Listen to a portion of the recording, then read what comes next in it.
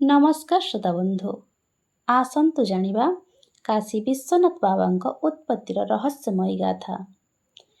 ଏହା ଏମିତି ଏକ ମନ୍ଦିର ଯାହାକୁ 7 ଥର ଭଙ୍ଗା ଯାଇଛି, 7 ଥର ମାଟିରେ ମିଶାଇ ଦିଆଯାଇଛି, କିନ୍ତୁ ପ୍ରତିଥର ଏହା ପୁଣି ଛିଡ଼ା ହୋଇଯାଇଥାଏ। କାରଣ ନିଜେ ମହାଦେବ ଦେବୀ ପାର୍ବତୀଙ୍କୁ କହିଥିଲେ ଯେ ସେ କେବେ କାଶୀ ଛାଡ଼ିବେ ନାହିଁ, ତ କେହି ମଣିଷ କି କୌଣସି ସେନା ଅବା ଅନ୍ୟ କେହି କେମିତି ଏହାକୁ ନଷ୍ଟ କରିପାରିବ। ଏହା କେବଳ ଏକ ମନ୍ଦିରର କାହାଣୀ ନୁହେଁ, ଏହା ମହାଦେବଙ୍କ ଶପଥର କାହାଣୀ ଯାହା ସେ ଦେବୀ ପାର୍ବତୀଙ୍କୁ ଦେଇଥିଲେ। ଆସନ୍ତୁ ଶ୍ରୋତା ବନ୍ଧୁ ଜାଣିବା ସେହି ନଗରୀର ମହତ୍ତ୍ୱ ବିଷୟରେ, ଯେଉଁଠାରେ ମନ ପବିତ୍ର ହୋଇଯାଏ ଓ ଆତ୍ମା ଶାନ୍ତ ଅନୁଭବ କରେ। ଆସନ୍ତୁ ଜାଣିବା କାଶୀ ବିଶ୍ୱନାଥଙ୍କ ଉତ୍ପତ୍ତିର କାହାଣୀ।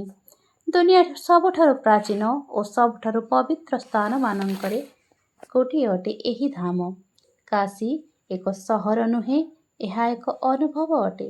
ବିଦ୍ୱାନମାନେ କହନ୍ତି କାଶୀ ଦୁନିଆର ସବୁଠାରୁ ପ୍ରାଚୀନ ଓ ଜୀବନ୍ତ ସହର। ଏହାକୁ କୌଣସି ମଣିଷ ତିଆରି କରିନାହିଁ। ଏହା ସ୍ୱୟଂ ମହାଦେବଙ୍କର ବିଜୟସ୍ଥଳୀ, ଯେଉଁଠାରେ ଶିବ ସଦା ବିରାଜମାନ ଅଟନ୍ତି। ପୁରାଣ ଅନୁସାରେ ଯେତେବେଳେ ପ୍ରଳୟ ଆସେ, ସେତେବେଳେ ମଧ୍ୟ କାଶୀ ବୁଡ଼େ ନାହିଁ। ଏହା କେଉଁ ଅନନ୍ତ କାଳରୁ ଥିଲା ରହିଥିବ ମଧ୍ୟ। ମହାଦେବଙ୍କର ସେହି ସମୟରେ କାଶୀକୁ ତାଙ୍କ ତ୍ରିଶୂଳ ମୁନରେ ଧରି ରଖନ୍ତି। ମନେ ରଖନ୍ତୁ, ଦୁନିଆ ନଷ୍ଟ ହୋଇଯାଇପାରେ, ମାତ୍ର କାଶୀର କିଛି ବି କ୍ଷତି ହେବ ନାହିଁ। କାଶୀ ସବୁଠାରୁ ପବିତ୍ର ସ୍ଥାନ କାଶୀ ବିଶ୍ୱନାଥ ମନ୍ଦିର ଅଟେ, ଯେଉଁଠାରେ ବିଶ୍ୱେଶ୍ୱର ବା ଶିବ ବିଶ୍ୱର ଈଶ୍ୱର ମହାଦେବ ବିରାଜମାନ ଅଛନ୍ତି।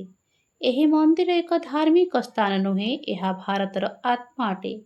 ଏହାକୁ 12 ଜ୍ୟୋତିର୍ଲିଙ୍ଗ ମଧ୍ୟରୁ ଏକ ଶକ୍ତିଶାଳୀ ଓ ଜୀବନ୍ତ ଜ୍ୟୋତିର୍ଲିଙ୍ଗ ବୋଲି କୁହାଯାଏ।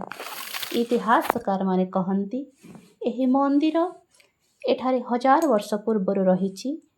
ମହାଭାରତ କାଳ ପୂର୍ବରୁ ରହିଆସିଛି। କୁହାଯାଏ କାଶୀରେ ଯିଏ ଜନ୍ମ ନେଇଥାଏ, ଯେ କେତେ ବଡ଼ ପାପୀ ହେଉନା କାହିଁକି, ସେ ମୁକ୍ତି ପାଇଯାଇଥାଏ। କିନ୍ତୁ ହିନ୍ଦୁ ଦର୍ଶନ ଅନୁସାରେ ଜୀବନ ଏକ ଅନନ୍ତ ଚକ୍ର ଅଟେ।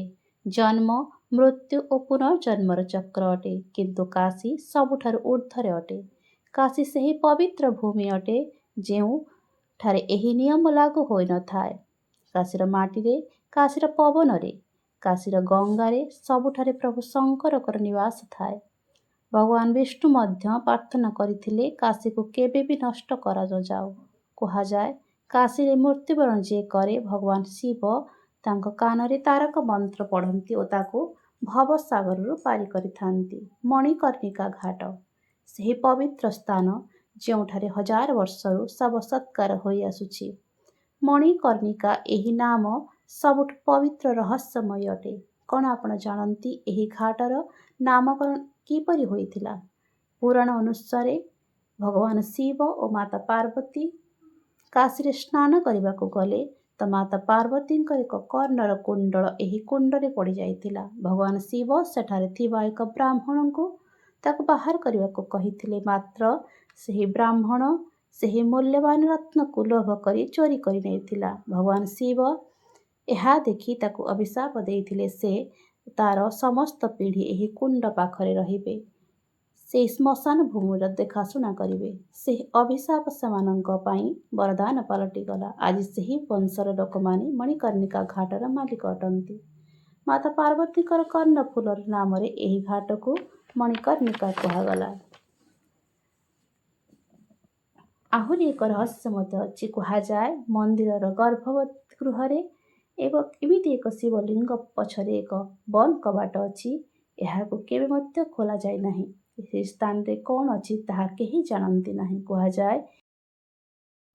କୁହାଯାଏ ଏହି ଗୁପ୍ତ କବାଟ ପଛରେ ଏକ ସୁଡ଼ଙ୍ଗ ଅଛି ଯାହା ସିଧା ଗଙ୍ଗା ନଦୀରେ ମିଶିଛି। କେହି କେହି କୁହନ୍ତି ଏହା ପଛରେ ବହୁତ ମୂଲ୍ୟବାନ ରତ୍ନ ଅଛି। ମନ୍ଦିରର ମହନ୍ତ କୁହନ୍ତି ଏହାକୁ ଭଗବାନ ଶିବଙ୍କ ବିନା ଅନୁମତିରେ ଖୋଲାଯାଇ ପାରିବ ନାହିଁ। କାଶୀ ବିଶ୍ୱନାଥଙ୍କ ମହିମା ବର୍ଣ୍ଣନାକୁ ଯେ କେହି ଶୁଣିଥାନ୍ତି, ତାଙ୍କ ଜୀବନରେ ଅଦ୍ଭୁତ ପରିବର୍ତ୍ତନ ଆସିଥାଏ। ଜୟ ଶିବ ଶମ୍ଭୁ।